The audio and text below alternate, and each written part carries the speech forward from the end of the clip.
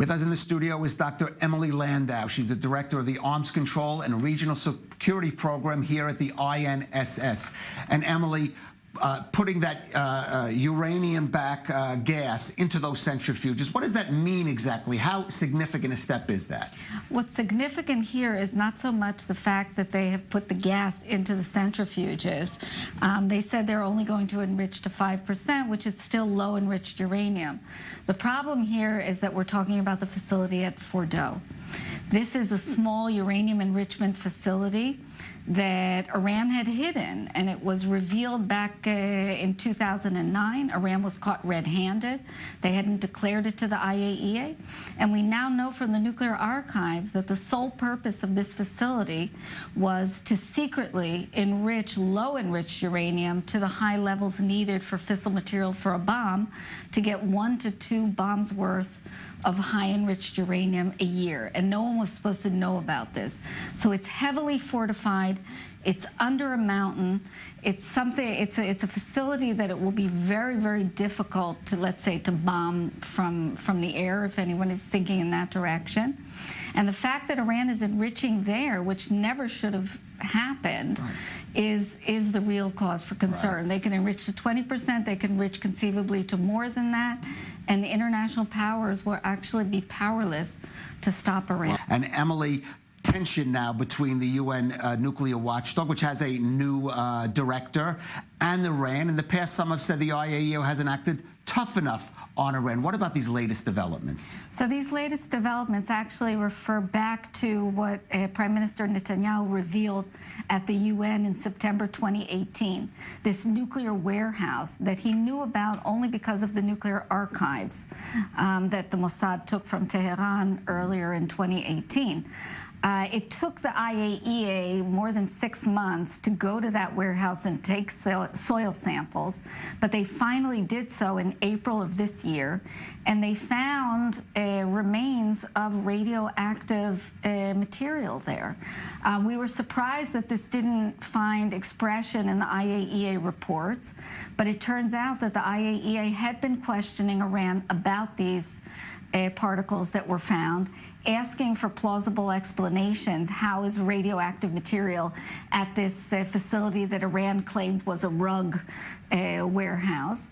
And it seems that that Iran was not being cooperative, and I think that was what was behind the convening of this meeting of the IAEA to discuss Iran's uncooperative behavior. Including, as we mentioned, the detention and then suspending the accreditation of one of its inspectors.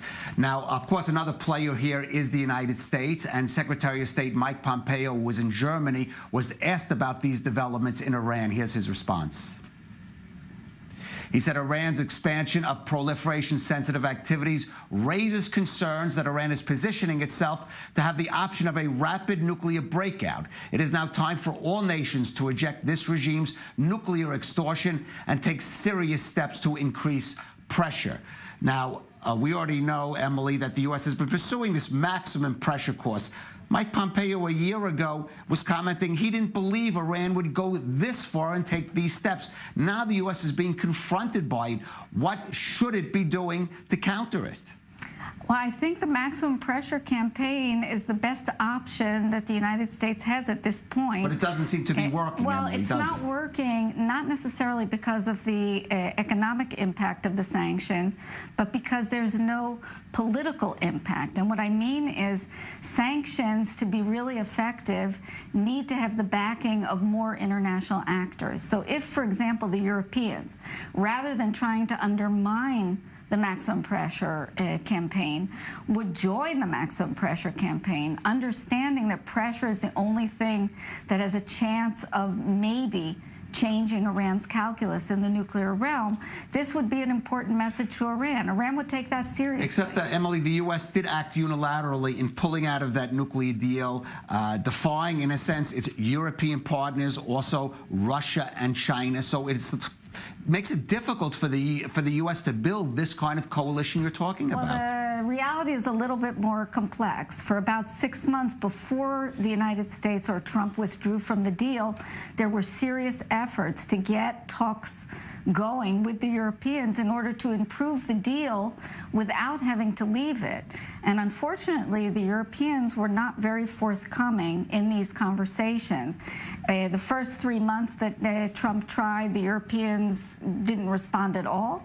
Afterwards, from February to April 2018, they did talk to the Americans, but they didn't come to a final agreement on all of the issues that were on the table.